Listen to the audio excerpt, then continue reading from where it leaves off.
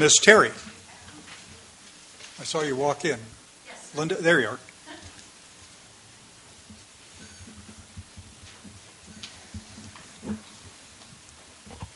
Good morning. I'm Melinda Terry, and I'm not going to repeat any of the comments. We did submit written comments on behalf of the California Central Valley Flood Control Association.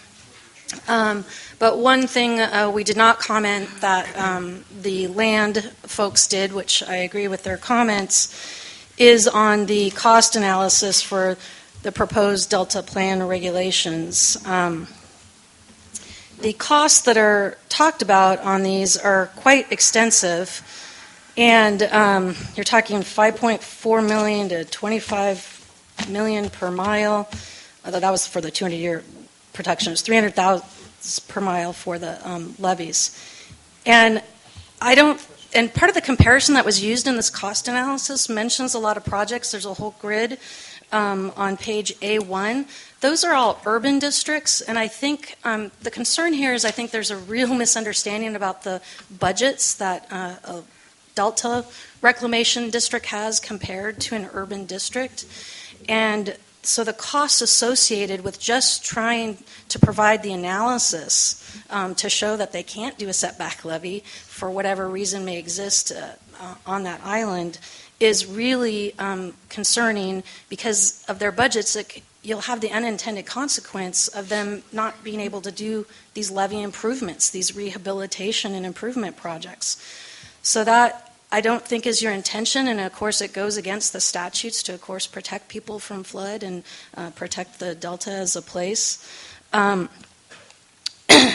They also have, and you could say, okay, well, Melinda, they could go assess those people. There aren't a lot of people on some of these islands, so their assessment capacity only has a certain point. So again, if you make these costs so prohibitive, they can't do the project, and we will see a halt to a lot of these projects.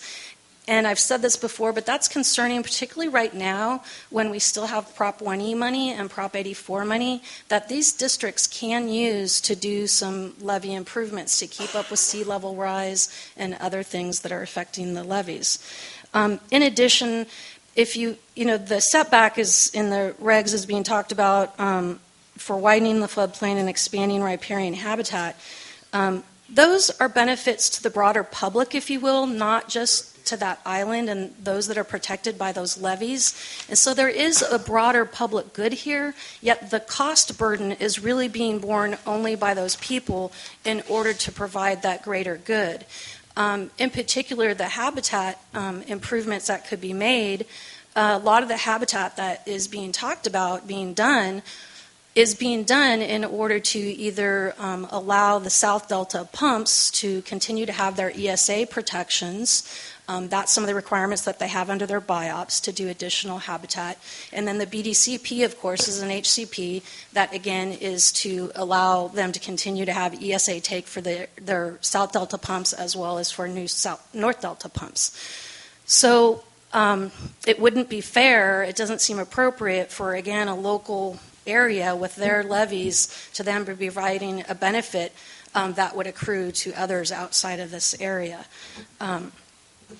The other thing, I think I'll just leave it at that for you to really, really relook at what's being asked and think if there's a different way to go about doing it so that it's not an automatic cost that would then result in the districts not doing levee improvement projects, because I know that's not your intent. I'll leave it at that for our comments for the Central Valley Flood Protection Association, because we already submitted written comments, and I think the other agencies submitted comments that would cover anything else we had. But I'm going to switch my hat and now put on my North Delta Water Agency hat. And we did not submit comments on behalf of the North Delta Water Agency, but I did want to at least mention that our agency does agree with the comments submitted by the Central Delta Water Agency in their January 14th, 2013 letter regarding Section 5005 water or reliance. Thank you. Ms. Terry, thank you very much.